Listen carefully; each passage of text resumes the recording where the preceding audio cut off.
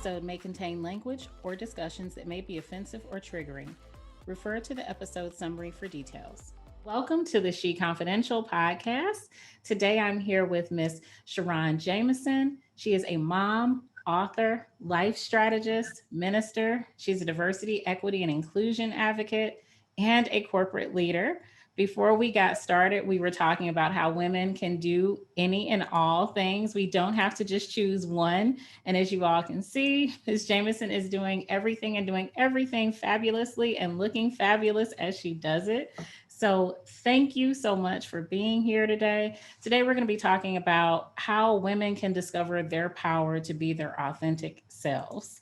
So thank you so much for being here today and chatting with me. I am so grateful to be here. I just admire what you're doing. It's so needed for such a time as this. And I am so excited about you sharing your platform with me. So thank you very much. I'm grateful. Thank you. I appreciate you. I was thinking about our chat last night, of course, because I was just preparing, but then I was like really excited. And I started watching the Mary J. Blige documentary that's on Amazon Prime. Now, I don't know if you're a Mary J. Blige fan, but I watched it and I love her. And one of the things that really resonated with me at one point is she said, I didn't know who I was. She said it in different ways throughout the documentary, but she was always going back to this, I didn't know my power. And so people were able to manipulate me. People were able to label me and put me in a box because I didn't know who I was. And so I was like crying. I went from crying and singing during this documentary because I love her music and just her testimony. But when she said that, I really felt it. It's one of the reasons why I started this platform, because I felt that as women, we're told that we have to be one way. If you love the Lord, then you're just a Christian woman supposed to be this way. You know, if you want to be a mom, you're supposed to be this way. If you want to have a career, you're supposed to be this way. You know, if you are an artist, then you're supposed to be this way. And it's just not true. You know, we have all these parts of ourselves, but because people only want to see us one way, and we are only taught to be comfortable being one way, we're suffering because we aren't matching our fulfillment. You know, we're not even reaching the capacity that God has for us in our lives. As I've been following your platform and your messaging and just the way you balance grace and personal accountability, I've been so inspired. And I was like, I have to see if she'll come and chat with me, because you are helping women answer that big question of who am I? Because it all starts there. Yeah. Knowing who you are is so important, not only to your purpose, but to your peace and to your fulfillment. And knowing who you are is not always easy, because since we came to the world, we have been shaped and morphed and indoctrinated and socialized and theologized and stigmatized and penalized. We have been squished into small boxes that did not and really still don't allow us to totally experience the fullness of who we are. And not only that, but to experience the fullness of our gifts. Yeah. And one of the challenges I feel, especially for Black women, it's really important from a young age that we get witnessed. And that, how we will say it in the coaching world, to be affirmed, was really being witnessed. Yes. And one of the blessings that I had as a little girl, my father witnessed me. My father's a minister. And so as a little kid, you know what you're called to do. Because remember, we are more sensitive to God's voice as kids. Yes. We get socialized out of it.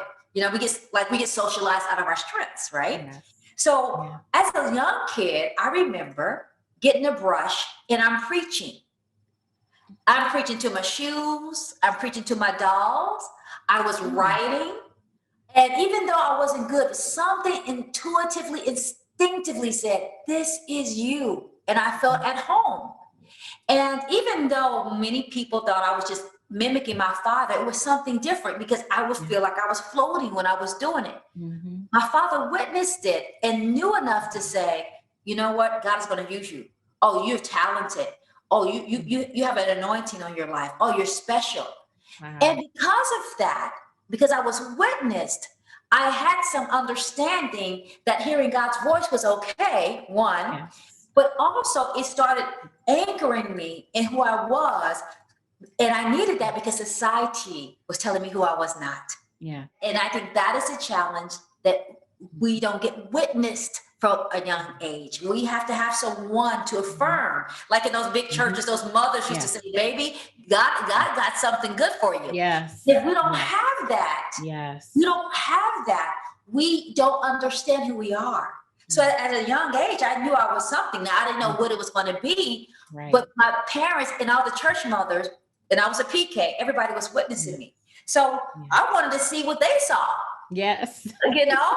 And so my prayer is always, God, show me who I was before society told me who I was not. Yeah. And that's my prayer even to this day. Yeah. Show me what you put inside of me. Mm-hmm. I don't see it. Help me understand my blind spots and my biases that prevent me from seeing who I am. Yeah. And it's a prayer that I have to pray all the time because we are bombarded by social media and also the world to always make us devalue ourselves. We are socialized to self-loathe ourselves, not to self-appreciate ourselves. And so that's why it's really, really important to do this work. Yeah. Oh my goodness. You just said so much that just spoke to me and that was so nourishing. And I think so often we talk about resilience. We look at people and we say, oh, where did they get that resilience from? And I think you just answered that. You know, when you have the right people witnessing to you and really seeing you and giving you the space to explore so that you can see what they see. Because even as a child, for me, it was a lot of my teachers who stood out to me the most. And it's interesting, as you were saying that you had the mic and you were ministering as a child, people thought you were mimicking your dad. And I think about, I never aspired to be a teacher. But as a kid, I was always telling people how to do things that did make me happy. And that is not something that I necessarily realized like until this moment. Like, wow, I've always liked helping people figure out how to do things. And even as a child, you know, I had wonderful teachers. And I went to an inner city school in St. Louis, and I had a lot of Black teachers. And I mention that because I think it's very important for Black children to have Black teachers. And that nurturing and that investment in familiarity is just unmatched. And our children need that. And I had that. And these teachers would say to me, because I would finish my work fast and I would then start socializing. But instead of reprimanding me, they'd give me other things to do. But my teachers would always say to me, you know, you are smart, you can do this, you can do. They saw who I was and what my skills were before I had ever defined them. And that's really what kept me focused and inspired. It's like, oh, wow, I see this teacher who I admire. They dressed nice. You know how the teachers then, they all carried themselves really well. And I looked at them like I did Claire Huxtable. And if she said that I could be something, then I can, even though this was in the 80s. And so I was a kid who grew up in a crack infested neighborhood. I'm the generation of children who grew up impacted by communities of crack. But I went to school and I had, with all the things that were going on, I went to school and my teachers gave me hope because they saw that I wasn't this statistic, because statistically, you know, my mom was a single parent. She had me when she was 17. You know, my dad wasn't consistently involved. My stepfather was addicted to crack cocaine. I lived in this impoverished neighborhood. And so statistically, there were all these things that I was supposed to become. But I had these people who saw me and they never fed into that. They were always saying to me, you are smart, you're this, you can do anything that you want to do. And so I never doubted that. And so people ask me all the time, like, where did you get your resilience from? And I say, well, it was my teachers.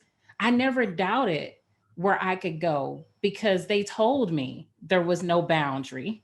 And so they were witnessing, as you said it, I never had a word for it, but you described perfectly what it was that they were doing. Yeah. And that witnessing is so really important. I grew up in Missouri. I was born in St. Louis Hospital number 2. Wow. Lockwood, Missouri. My father went to Eaton Theological Seminary. My father also had a church in Sikeston in Haytime, Missouri. So I'm very, very familiar with Missouri from the Show Me State. And I understand, we lived in East St. Louis for a while. Yeah. So, I was born in the 60s, but still, it was still an impoverished area. And the challenge with living in poverty so long, your surroundings become your mentality. Yes. And like you, it was having people who looked like me show me what was available. And it was difficult because there were more people telling me what was not available. Yes. Right? And one of the things that I think is so important when we talk about resilience is part individual, but it's also part of the collective, right? But what happens is people think we can be resilient by ourselves. We can have the traits and the qualities of being resilient, but it's something about being in a community of resilient people that ushers you into a higher level of destiny. It ushers you into a higher level of knowing, but it also helps you amplify your courage. Yes. We all know that we're stronger together. And so one of the things that's really difficult is when you have that resilience and when you have a commitment to be in a higher version and higher vision of yourself, you need to find your group, because if not, you will succumb to mediocrity, not because you're mediocre, but because the gravitational pull to the mundane is easier than the pull to mastery. Yes. And so one of the things that I know I have to pray for is to not succumb to mediocrity, even in the midst of constant psychological, political, economical attack. Yes. And that is the challenge. How do we attack not only the demons outside, but the enemies inside? Yes. You can't do that by yourself.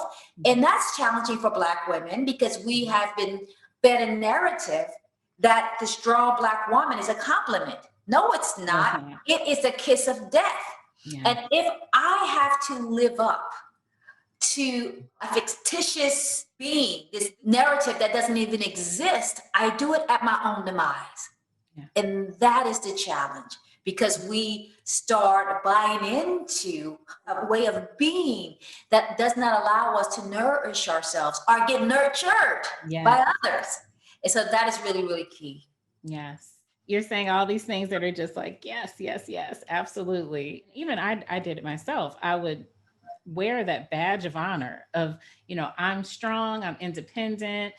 For years, I was ashamed to say I would like to get married and have a partner because that sounded weak. And I've even heard women say, oh, women who are saying they want to be married, that's weak. You need to be happy and be content being by yourself. Well, I can be content with myself, but I can also say that I would love to have a partner to share myself with.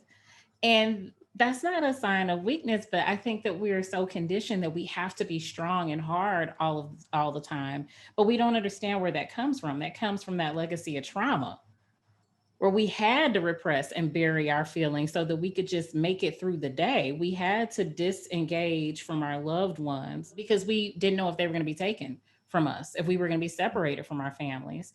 And I think that it's, and not even me thinking it, I've read research that shows that it's impacted how our brains function. Epigenetics, absolutely. Epigenetics.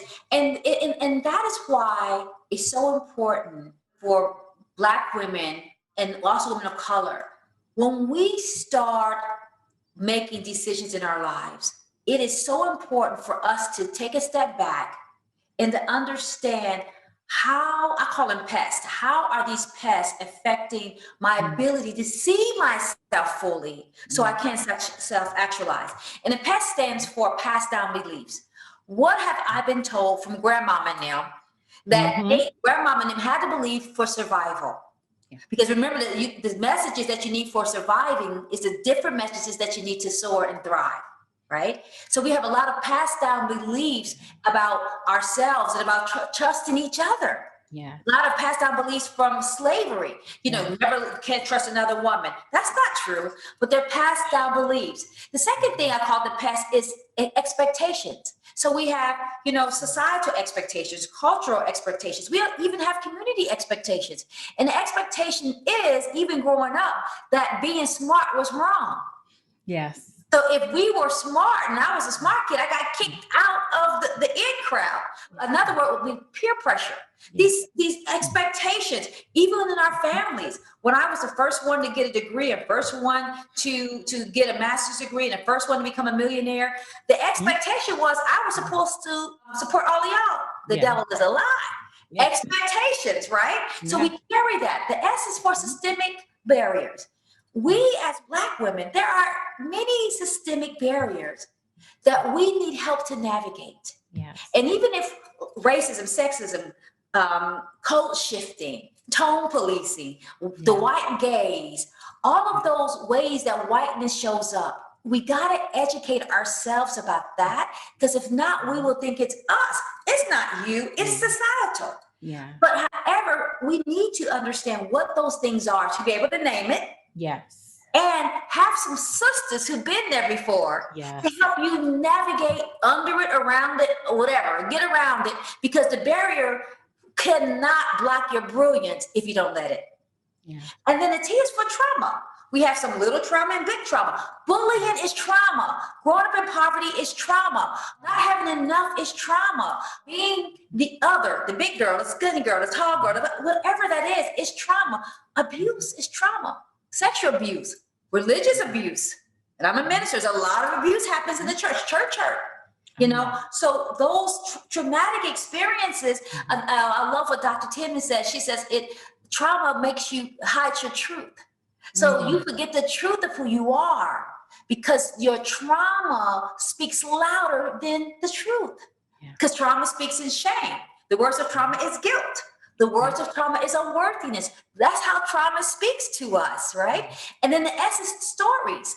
The stories are stories we make up ourselves. But why do we make up the stories? Because of bad time relief, passed down beliefs, expectations, systemic barriers.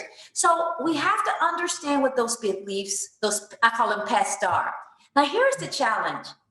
When we go to a coach or we go to a therapist, if they're not culturally competent, racially literate, understand the role of the Black church and how we were indoctrinated, you got to understand that. If you don't understand our lived experience as a Black woman navigating in corporate America, you are not going to be able to help me move through my pain. And that is the challenge. But then, because of self-hatred, can we just say that? Black women will go out and hire white coaches, and they're telling you that it's just a mindset. No, it's not a mindset. It's this toxic environment that we live in. It's this elevation of whiteness and anti-Blackness that makes me hate myself. And if I hate myself, I disempower myself. I won't love myself. I won't rest myself. I won't respect myself, not only in relationships at work, but to a partner. We gotta do that work. Sometimes I have to tell you, I'm so frustrated with so many of our sisters because they want to hire the white popular coach. Well, the white popular coach does not know your experience. I do. And I want to help you. I've been there, and so that's why I'm so happy that the work that you do, God, is so critical, especially now when people are in this midst of uncertainty, this volatile market in the marketplace. They're saying, I don't know what's next for me. And you're never going to know if you don't know who you are. It's an opportunity. I always have to say this because I don't want to disregard the lives lost over the last year. I know that a lot of people economically, financially have been devastated, but in this, I'm not doing toxic positivity, but in darkness, you can still find light. There is always an opportunity. And I believe that because I've witnessed it in my own life. And I think that we are in this culture of just, you're on either extreme. It's like, you're just nothing, everything's all good. Everything's all good. There's a lesson in everything. I don't see anything bad. Or you're all the way over here where everything's just all bad and everything's just a mess. Well, the truth is somewhere in the middle. You get to choose. You get to choose which way you're going to go. And there are resources and there are people like you who can help And I think what's so unfortunate is Black people have been so brainwashed. It's if it's something that is acceptable with the mainstream, aka white culture, then that's what's appropriate. That's the path we need to take. And people don't even understand. I know so many people who've gone to therapy and they've had negative experiences. And I'm not saying that just because you choose a Black coach or a coach of color that they'll be the best fit for you, because it's so subjective and it's so personal that your coach, your therapist, that's the most intimate relationship for a lot of people that they'll have until they do that work and learn how to build that with someone else. That is usually the first intimate relationship that we get to have. And to have that with someone who doesn't understand your lived experience, and not even your lived experience, the things that you don't know that you're impacted by. Oh my God. Something that first you just said so many great things. One of the things we just have to name is that sometimes people don't know how to choose. I think we have to name that. Yeah. Because I think sometimes even I have to be careful when I say, well, you have a choice, but not if you don't know that you have a choice. Yeah. Not if you've never experienced that you have a choice. Not if your world is so have bombarded you to take away your agency. You don't know if you have a choice. One of my clients told me something I never forgot. She said, SharRon, sometimes I feel like I'm looking up to the curb. Just think about that. She's looking up to the curb on the street. That let me know, it just gives me chills because it lets me know that she thought she was lower than the curb. Now, this was a woman, very educated, very well appointed. So I think that sometimes we don't even know that we can choose. And that's why it's so important to be in a good community where people can usher you and help you. Now, here's the challenge too. One, we have to be in a community with our peers. Like, we just got to underline that. Everybody is not your peer. It's not that you're better. I'm not saying that. I'm saying maybe you're at a different stage, a different phase, you want different things. So what happens with, again, us women who feel like we are striving, instead of reaching up to get poured in, we keep pulling people up. Yes. And they're fighting us the whole way. So where's our energy going? Fighting in the whole way. So we got to be careful that we understand that everybody's not our peer. Everybody is dear, but everybody's not your peer. And we got to make sure that we understand who's our peer and understand when it's okay to leave a group to go somewhere else. Now, I tell myself and tell my clients, even when you know it's time to leave, you may still grieve. It's okay. Just because you have to go and you're packing doesn't mean that you're not going to be sad, even when you know you have to do it. Right? And I think that is really, really key when we start talking about how can we understand where we need to go. I think it's uncomfortable to get a coach who's not also getting coached. Right? Right now, I have a coach, I have a therapist, and I have what I call a preaching coach. Right. And I think, which is again a challenge, here's our parts of our culture. People will spend thousands on their hair, but nothing on their head and nothing on their heart. And so I tell people, you shiny on the outside, but you're shaky on the inside. And I call it a jello people, shiny but shaky, right? And if we don't invest in ourselves first, and that's hard, because there is some psychology around why we want to wear designer clothes, but why we want to look good. Not psychology, pathology is the word around that, because that's all about worthiness and feeling belong. You want to show people that you have arrived. Sweetie, you haven't arrived. None of us will arrive until we arrive in that casket. We are all on this journey. You don't graduate from development. You don't graduate from self-reclamation. Right? Because something you just said, because you've been affected by things you know not of. And what we have to understand is that since we are swimming in toxic water, guess what? Some of that toxic water is swimming in us. And we don't know what it is. But if we look at our life, there are clues. I had to tell myself after I dated that same type of person for the 5th time, SharRon, When are you going to stop choosing your own sorrow? Yes. When are you going to stop dating down? Yeah. When are you going to date your values? Yes. I Yeah. want to date my values. Yes. What happens? The pathology. What is the pathology? Some of it was success shame. We have to talk about that as Black women. Success shame. Yeah. I made it out, and they're trying to take my Black people card.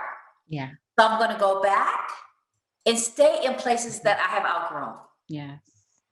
And I'm going to date people instead of dating a person. I'm dating a project. And it's not to say you're better. Yeah. We're just at a different stage on our journey. Yes. And so I think we got to be really mindful. And this is the stuff we have to talk about. And it's uncomfortable. Yeah. You know, that's why I tell people, listen, I have dealt with depression. I've had an eating disorder. I have had 2 marriages and 2 divorces. I have dated the same person with a different name. Yes. But women, we have to tell our stories because people see the person on social media, but it was 30 years of therapy. Yeah. To get to where I am now, you know? Yes. And I love that you acknowledge that, because particularly now in the social media, people see the image and they don't know what it took to get there, what it takes to just be able to maintain it every day. Because people talk about the climb, but they don't talk about how hard it is to tread. It's like, yeah, it's work. It's work, and it never ends. And again, I love that you always highlight the personal accountability and showing yourself that grace, but also the power of the choice. When you know that you do have options, it's like a whole world opens up to you. And so often for us as Black women in particular, we didn't have options. And a lot of us still think that we don't, because it's interesting. You know, you said something that my friends and I, we talk about a lot, because many of us were the first in our families to go to college. Our parents and other relatives couldn't have fathomed earning the incomes or starting businesses, having the choices that we have. And with that comes guilt, because you feel guilty that you have these things that they don't. You feel this guilt that you don't support all of them in the way that they want you to. You feel guilty all the time, and you feel the resentment from other people. So you start to try to shrink yourself so that they aren't resentful, so that you show that I'm keeping it real, that I'm still part of you. I'm still part of the community. I'm still like you. And I've gotten to a point, it was about 2 years ago. I said, I'm not doing that anymore. You know, I used to be so offended when people would say, you've changed. Well, you know what? That's what we're supposed to do. We're supposed to evolve and change. Me evolving as a person doesn't mean that I don't still love you, but am I still comfortable with the environment and the way that we used to live and exist with each other? No. And that's okay, because everybody's not going to move with you. They may never be where you are. And that's fine, because that's their journey. And that's the thing we have to accept. And I'm guilty of that as well. It's like, I want everybody to be as comfortable or find peace. I want everybody to be like me. No, because there were people who were ahead of me in their healing journey. And that's fine. And some people we get so conditioned to living in trauma and turmoil that becomes comfortable. And see, we have to acknowledge that too. Some people are perfectly content where they are. Because first, you just said so many wonderful things. I'm just loving this conversation. One of the things we have to understand, even though you can love everybody, you can't do life with everybody. Yes, I remember that. And evolution is the piece where we can't do life with everybody. Yes. Right? And we have to, in one of my books, I have learned a few things. I talk about success shame. Because I had a client who felt that since they were able to get out, that it was their responsibility to give their money away, like a penance, so to speak. And they after a while, they had so much resentment, so much guilt. They never felt celebrated by their family. I kept saying, I'm thinking, it's okay to leave. But however, when you find that these people you struggle with, I said, you're not leaving them behind. You let them, you come around enough so that they know that when they're ready, you're ready. But you don't have to divest of everything you worked for to make everybody comfortable. I said, that's not love. I said, that's bondage. I said that's a prisoner. One of the things I even talk about it in my one of the chapters in my new book, I said, don't let what birthed you bond you. And it's so hard because we don't understand it. But there is a tug of war. But we have to just say it. That's why we have to name stuff, right? Naming is important. And I thought there's a tug of war. I didn't want to be left out. And we are so sensitive to being left out because why? We're left out everywhere. We in corporate America, we're left out in the meetings. We're living on the periphery.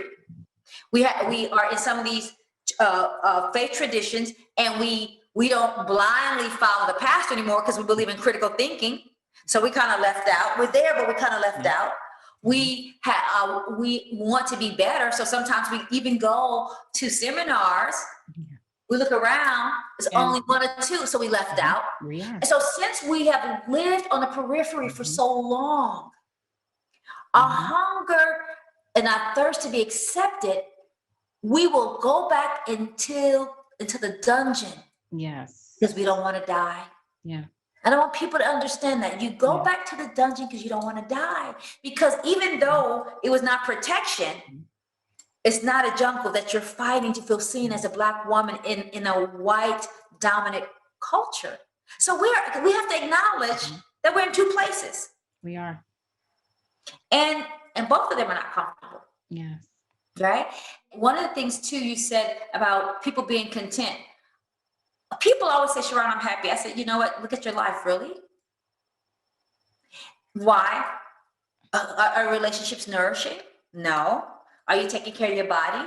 No. Do you have any friendships that are celebrating and provoking you? Because a good friend will provoke and challenge you. No. Do you have any stocks and bonds? No. Do you have a will planning for your future? No. So you're not happy. No. Right? Because if you're being content, looks very different. Yeah. Because content means I'm not walking around in constant turmoil. I'm not trying to impress people. Right. I'm not trying to please and placate and pacify. I'm not becoming a parrot and a puppet to be included. So they're not content. Yeah. They have settled. Yeah. And after a while, when you settle, you start to sink. And as you start to sink, you start to stagnate. So I have to. So when people say, "Oh, you know, I'm content," I'm like, well, you know what? Your blood pressure is going higher and higher and higher. I wonder if there's some connection. How do I know? Because for 10 years I was in and out of the hospital because of stress. I didn't know it. Yeah. Tubes in my groin, tubes in my neck, tubes in my heart. So I didn't connect it to. Yes. Until, you know, I think one of the chapters I write about in my new book, don't let weariness make you weak. Yeah. And my body said, listen, you're not going to drive me like a machine. Yeah. My heart says, okay, I'm going to have the last word. We're just going to stop. Yeah. 9 years of my life being sick in the hospital because I wouldn't tell the truth. Well, what's the truth? I wasn't happy. Yeah. So so when people are content, if they have normalized. We've normalized abuse. We've normalized being unhappy. When I read that in your book, that chapter in your book, I thought, oh, yeah, this sounds familiar. It's like for years, I had 3-4 hours of sleep because I was in law school, I was working full time and had all these things going on. And even after law school, I had started my own business and then I had another job. But I thought I was really proud of the fact that I can do all of this on 3 hours of sleep. I was proud of that. And people complimented me. The funny thing is, I've always thought that I was fat. But at that time, I actually was in a healthy place in terms of fitness. I needed to exercise more, but in terms of like my body, I was fine. But I had all this image because of everything in the media and society. So I had decided that I was going to do this severe calorie diet. So I would have like a bowl of oatmeal and a banana, and I would have a bag of popcorn for lunch.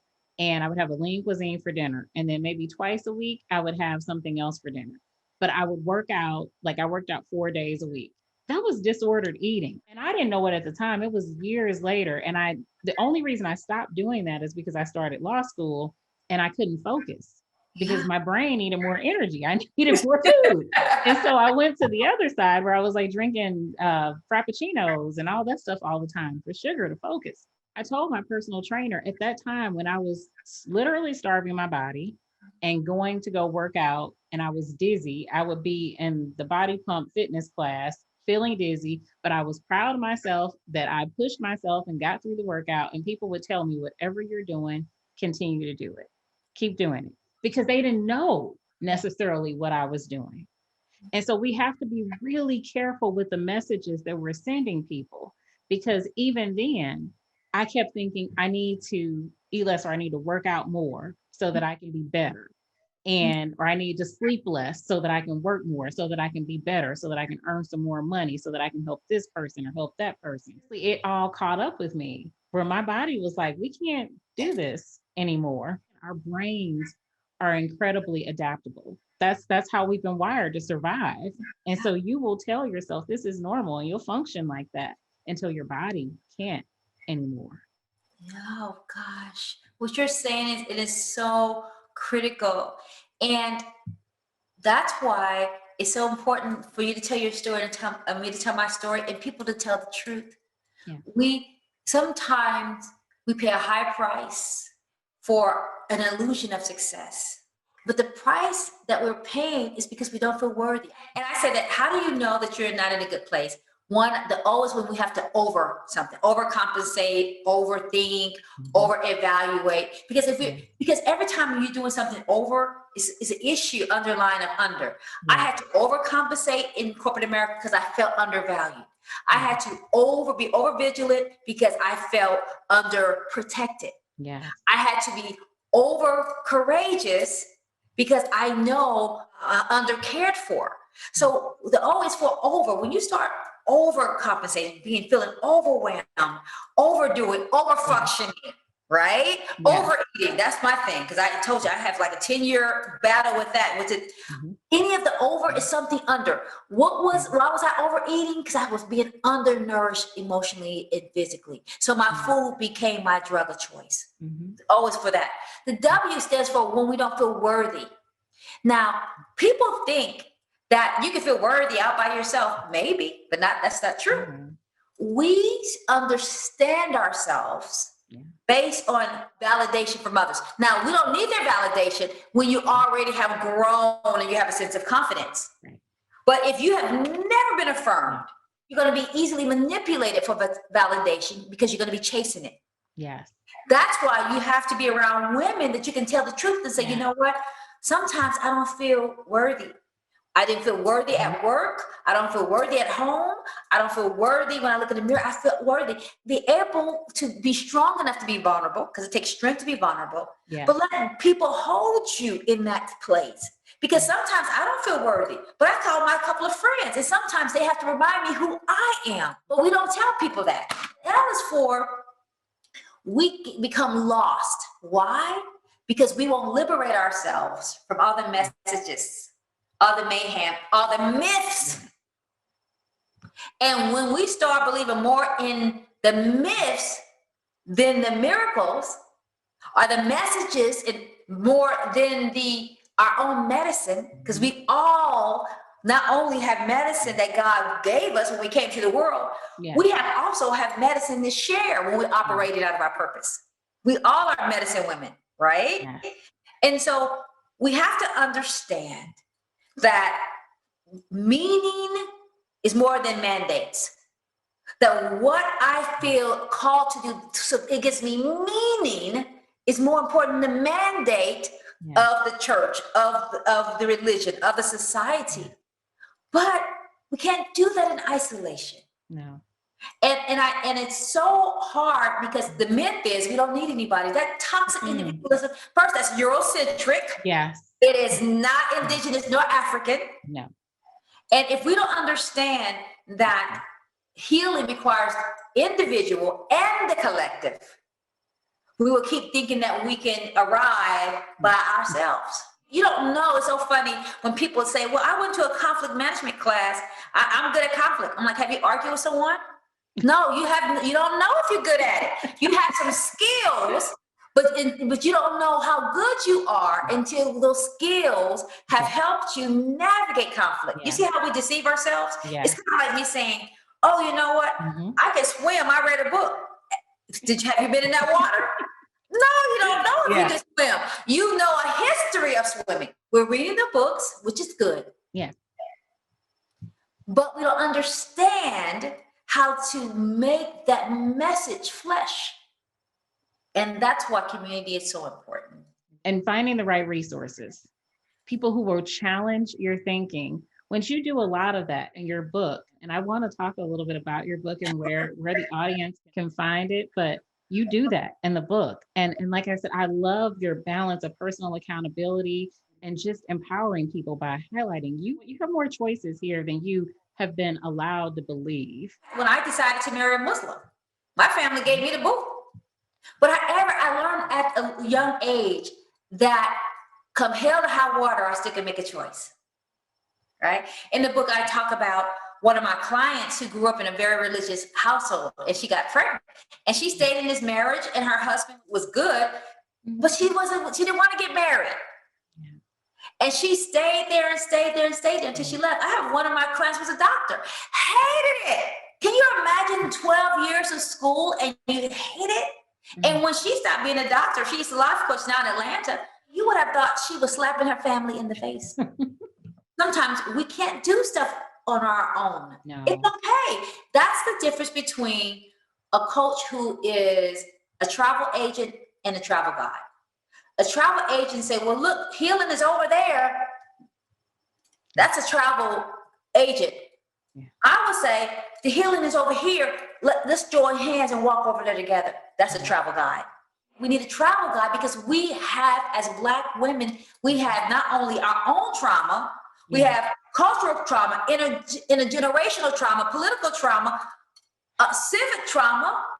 We have police brutality trauma. Yeah. You cannot deal with that alone. No. We have to lock hands with, again, our peers, so that we can usher us to a higher dimension of destiny, but you can't do that alone. And we have to be willing to pay for it. Yeah. It blows my mind, and I know you say that too. I see people pay designer clothes, but the coach is too expensive. I'm thinking, you know what? A coach will help you more than a designer. Her shoes will. Okay. Because it's the designer shoes will only make you walk and look pretty. But however, a coach will make you walk and feel powerful. Yeah. I don't know about you. I rather feel powerful. It's so funny. I had somebody I'd run into the other day, and we were out in the parking lot because I'm still wearing masks inside of stores. So as soon as I got out of the store, I was like, oh, this mask is off. And so I saw a buddy that I used to go to grade school with, and we're Facebook friends. But this was the first time I'd seen her in real life in years. Said hello, and then she said, yeah, you look really good, really happy and everything. And she said, and you're just glowing now. And she said, do you have a new man in your life? And I laughed because I was like, girl, please. No. I said, I took an intentional hiatus from dating because I needed to spend more time on me. Last year was rough. What I am doing is I have a personal trainer. I got my wellness coach. I got my therapist. And I said, I have the meal delivery prep service and she's like, yeah, I see the pictures you post. I said, yeah, so that's why I'm glowing. That's why I'm glowing. And she's like, well, good for you. She's like, I can't afford to do all that. And I said, well, you got a Louis Vuitton bag. Yeah, you can. And we said, bye, and that was that. But it's about where we want to place our priorities. That's all. You get to choose. We get to choose. And I think one of the things that my therapist does is to this day, she always asks me, SharRon, are you living your values? Mm-hmm. And sometimes I get mad, right? Oh, yeah. I get like, wait a minute. Yeah, because it's like, why are you calling me out like that? And one of my values, everybody who knows me, liberation, social justice, empathy, good listening, equality. I mean, my values have not changed since a little girl. The challenge is that my father helped me learn my values. We didn't have anything, but I understood the importance of values. Because my father would say that your values will not only guide you, but they will govern you. And I think that one of the things we have to step back and ask people, what are your values? What do you really believe in? And use that as a compass to help you turn. Now you're going to make some wrong turns. Yeah. Right? But here is the blessing. You trust yourself enough to rebound. So I know I have made mistakes. I mean, I've lost hundreds of thousands of dollars, but I trust myself to rebound. But however, I didn't learn to trust myself by myself. Yeah. I had people helping me along the way. And that's why this work is so important. I feel like it was so important to me to create a type of coaching program to give me what I needed. I needed a coach who understood, like we talked about earlier, that I had a career and a calling, and I wanted to write, and I wanted to be playing basketball when I'm 70 years old, and I wanted to be progressive, and I wanted to do social justice, and I grew up being bullied. I grew up being beat up. I grew up in a dysfunctional home because my parents were teenage parents, right? And for me to, and so I had to break all my stuff, and it was a whole armful. And I needed someone to help me to sort it out, but also to understand the church's influence in my life. Yes. And I didn't find that growing up. I would find that they would deal with a little part of me, but wait a minute, the corporate me is informed by the spiritual part of me, not the church part of me. It's informed by that. Well, wait a minute. The corporate part of me, feeling of dealing with constant microaggressions, would trigger my eating disorder. You see what I'm saying? Yes. So wait a minute. So you could not compartmentalize me, because everything was connected. I get frustrated. What did I do? I'm praying or eating, but sometimes I'm not stepping in my power.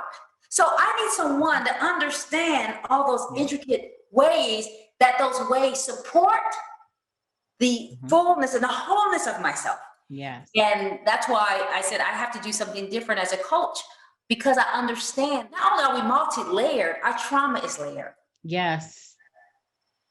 Our trauma is complex. Our trauma is embedded in a culture that, like you said, you don't want to leave people behind. It's hard to tell someone that if they don't understand that you want to use your education and you're grateful that you move out, but you feel guilty and you keep reaching back.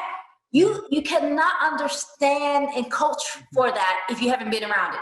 I remember one of my coaches said, well, just leave. Wait a minute, sweetheart. You saying that from a white dominant perspective. I am understanding dealing with a Black family with institutional Midwestern type of hate. You know what I'm talking about.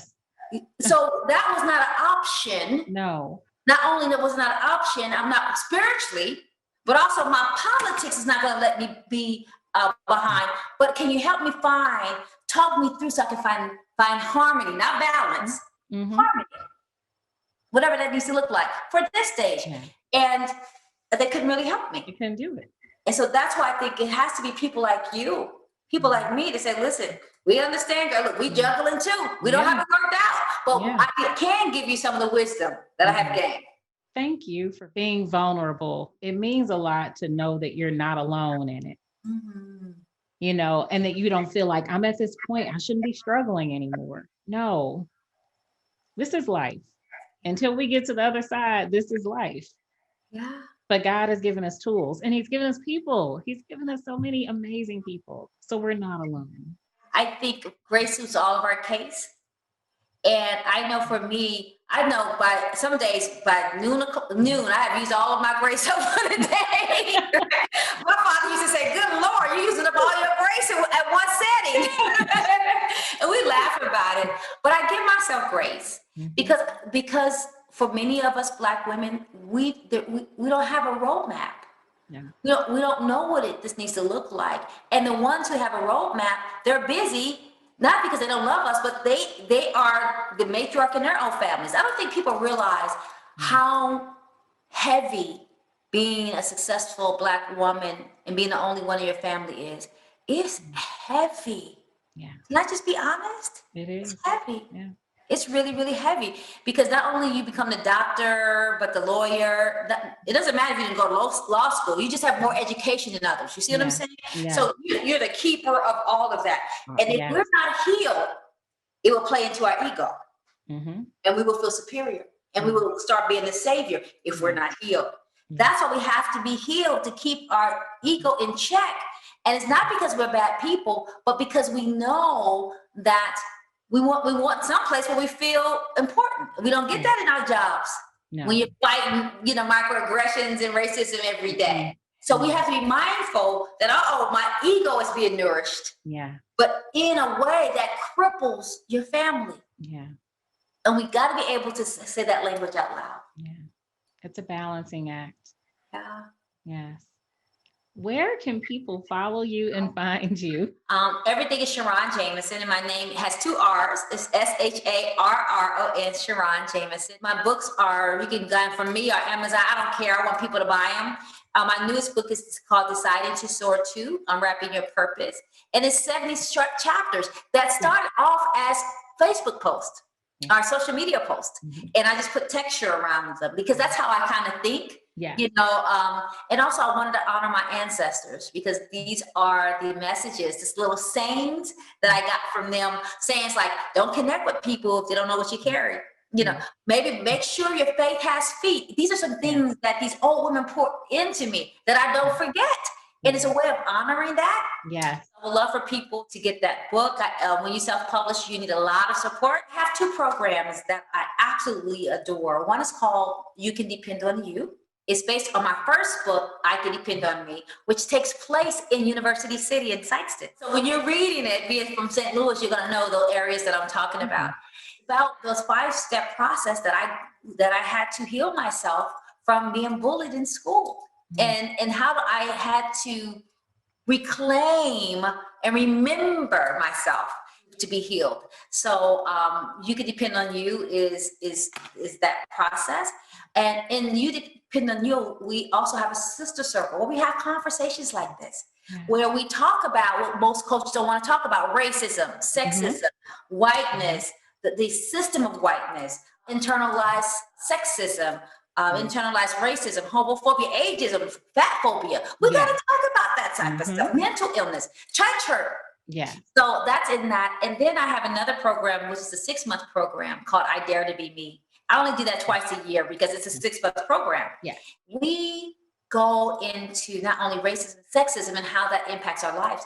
We talk about sisterhood. Black women sometimes don't know how to friend each other, how to do friendship together, because we have a universalized our version, our vision of friendship. And we don't know how to deal with conflict. We don't know how to disagree without disconnecting. A couple of days ago, I did a talk on friendship. I talked about 10 points. I put it in a post so people can kind of really see what I'm always doing, because I just post everything.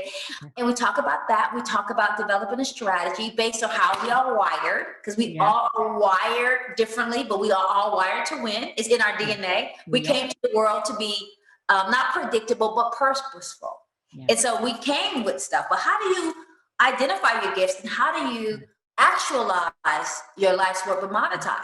I don't believe in hustle. I used to be one of those people, work till you die. I'm thinking that's not in God's will, but that's what I was taught. Remember, you see that indoctrination.